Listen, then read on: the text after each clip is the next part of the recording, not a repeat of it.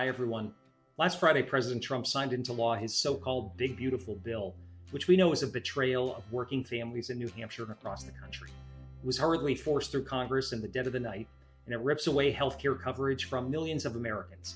It kills programs that are lowering energy costs right now, and it will leave families unable to put food on the table for their kids, all to give more tax breaks to the ultra-wealthy. We're going to continue to fight back. On Tuesday, I joined the New Hampshire congressional delegation for a press conference at Waypoint in Manchester to underscore some of the negative impacts that this bill will have on Granite Staters.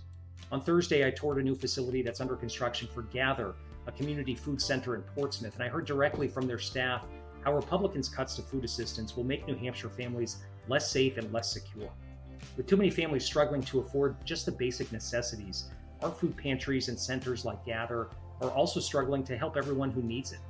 Under the Republicans' new law, nearly 77,000 Granite Staters currently enrolled in SNAP could see their benefits cut. Later that day, I met with staff at the Pleasant Valley Nursing Center in Derry.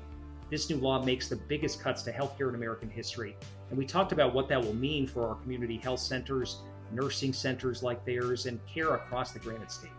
The law kicks at least 46,000 individuals in New Hampshire off their healthcare coverage altogether, and it will trigger about $500 billion in cuts to Medicare, and it will increase monthly out-of-pocket costs for New Hampshire families. So I'm going to continue to stand with New Hampshire families in the fight to protect access to healthcare, to defend food assistance, and to lower costs. This week, I also led a group of my colleagues in raising the alarm about the Trump administration slashing the budget for the high-intensity drug trafficking area program.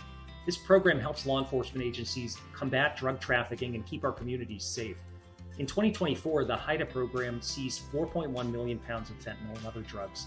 It disrupted or dismantled 3,200 illegal operations, and it stopped traffickers from making an estimated $17.7 billion in illicit profits. So for every dollar invested in this program, taxpayers receive $68.07 of a return on that investment.